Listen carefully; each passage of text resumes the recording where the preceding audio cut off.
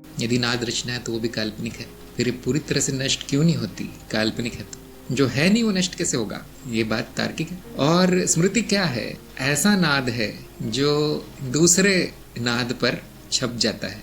एक नियमित अनुभव अनियमित नाद पर छप जाए, अपनी प्रतिकृति बना ले, तो उसको हम स्मृति कहते हैं। वो केवल छपना ही स्मृति नहीं है, क्योंकि वो तो जा सकती है, तुरंत छाप छूट सकती है, क्योंकि नाद परिवर्तनशील है, गतिशील है। कोई दूसरा अनुभव आकर उसी नाद पर फिर से छाप अपनी लगा सकता है। तो ऐसा चल रहा है इस सागर में, संभावना के सागर में। स्मृति ऐसी प्रक्रिया है जो एक बार छप गया उसे वो स्थायी रखने का प्रयत्न करे, ऐसी प्रक्रिया है। तो कैसे करती है वो स्मृति अपने को, आपको स्थायी कैसे करती है? पहली बात तो स्थायी कर नहीं पाती हो, कभी न कभी उसमें परिवर्तन आ ही जाता है, नाश हो ही जाता है उसका, लेकिन उससे पहले अपनी प्रतिकृति बना देती है। प्रतिकृति की जो प्रक्रिया है वो स्मृति में पाई जाती है, और स्मृति अक्सर अपनी ही प्रतिकृति अपने पर छापती रहती, क्योंकि नीचे का जो आधार है, भूमि है, वो गतिशील है, वो एक ही तरीका रह जाता है। देखिए, आवश्यक है ऐसा होना, ऐसा नहीं किसी ने ऐसा बना दिया है सोच समझ के, यही आवश्यक है। आवश्यकता ऐसी है कि यही होगा, तो वो स्वयं की ही प्रतिकृति अपने पे छापती चलती है। बार बार उसको आप कह सकते हैं कि नवीनीकरण होता रहता है, रिन्यू होती रहती है वो स्मृति। वो पुराना नाद स्वयं पर छपता रहता है।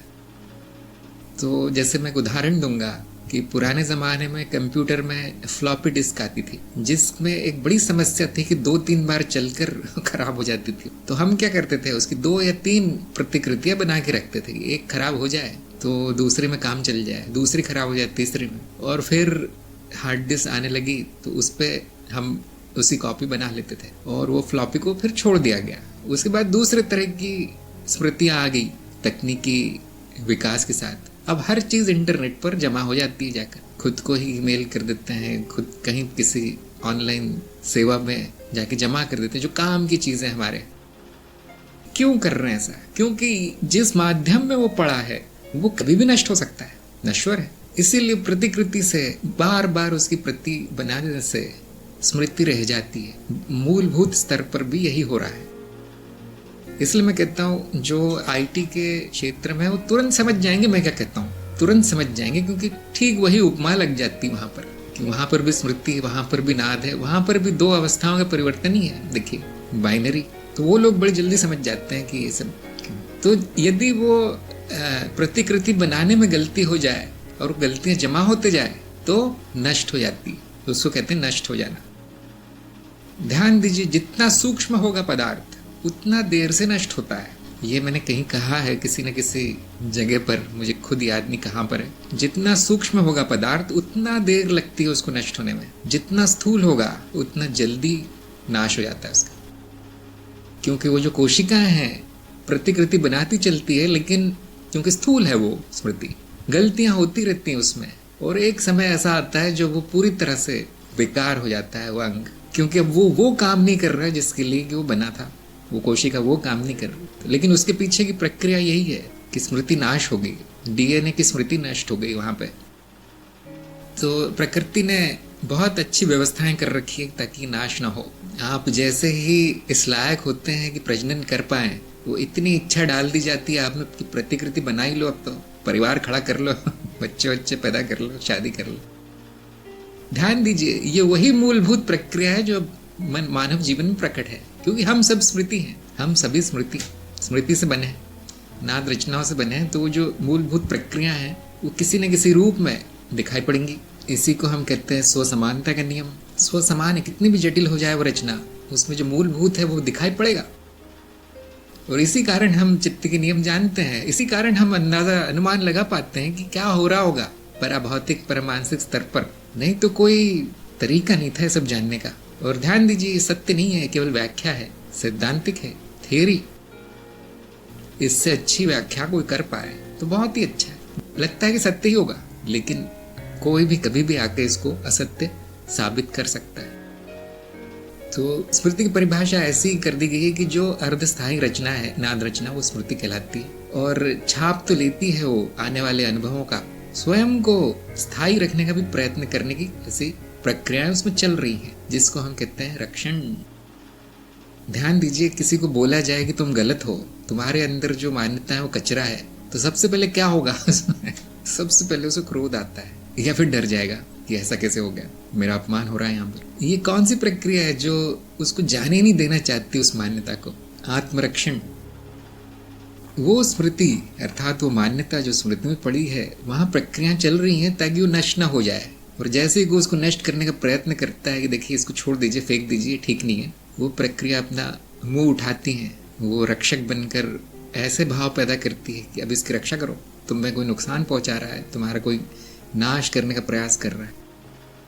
और यदि ऐसी एक दो मान्यताएं तो ठीक है, उनका नाश किया जा सकता है। सारा जीवन ही यदि मान्यताओं में बीता है, सारा जीवन ही असत्य में बीता है, अंधकार में, तो उस व्यक्ति का पूरा चित्त ही मान्यताओं से भरा होगा। ध्यान दीजिए, अब 90% स्मृति केवल अर्थहीन मान्यताएं, अंधविश्वास होंगे उसके।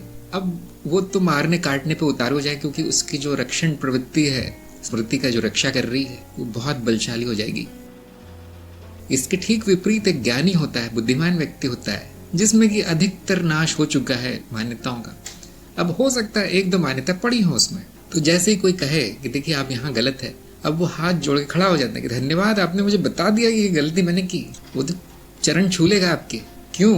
क्योंकि अब जो प्रगतिशील प्रक्रियाएं हैं, जो कि प्रगति चाहती हैं, स्मृति की शुद्धि कर रही हैं जो प्रक्रियाएं, वो अधिक शक्तिशाली हैं। अब वो व्यक्ति उस दिन बड़ा खुश होगा कि मेरी 2-3 मान्यताएं आज समाप्त हो गई, लेकिन जो मान्यताओं से भरा है, उस दिन वो तो तलवार निकाल लेगा अपनी।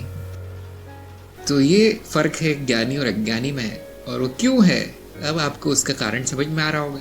स्मृति की वृत्ति है, चित्त वृत्ति है। तो ध्यान दीजिए, नाद रचना, नाद आदि काल्पनिक है, परिकल्पना है, लेकिन ये सिद्धांत इतना प्रभावशाली है उसकी व्याख्या करने के लिए। आपके रोज के जो घटनाएं होती हैं आपके साथ, चाहे वो अज्ञानी व्यक्ति हो, मूर्ख व्यक्ति हो, कैंसर हो या कंप्यूटर की स्मृति हो, सभी घटनाओं की व्याख्या ये परिकल्पना, नाद और नाद रचना और स्मृति की कर देती है। आज तक इससे अच्छा विज्ञान बना नहीं। और ये विज्ञान प्राचीन है, बहुत प्राचीन है, पुराने युगों से है। सतयुग, द्वापर युग आदि से चला आ रहा है विज्ञान। कलयुग में नष्ट होकर उसका स्थान पश्चिमी विज्ञान ने लिया है, जो इतना बुरा नहीं है, लेकिन वहां पर पदार्थ की कल्पना ने सर्वनाश कर दिया उनका। हम भी वही नकल करते हैं। हमारी तो बुद्धि भी उधार की है, स्वयं की बुद्धि नहीं चलाते, तो इसलिए हमारा विज्ञान नष्ट हो गया। बोधि वार्ता में ये फिर से प्रयास किया जा रहा है कि सबको ये ज्ञान हो जाए। इससे अच्छा कुछ नहीं है। माया की व्याख्या इससे अच्छी है नहीं, कहीं नहीं मिलेगी। कि किसी भी लोक में चले जाइए आप, नहीं मिलेगी। मुझे इस बात पर पूरा विश्वास है, क्योंकि मैं ढूंढ चुका हूँ, सारा जीवन बिता दिया मैंने। ज्ञान की क्या परिभाषा है कि अनुभवों में संबंध जोड़ना, व्यवस्थीकरण करना, उनका कर्ता, कर्म और आदि आदि संबंध बहुत सारे हैं जो कि आपने पढ़े ही होंगे। मतलब जिन्होंने कार्यक्रम किया है ये सब जानते ही होंगे ये लोग।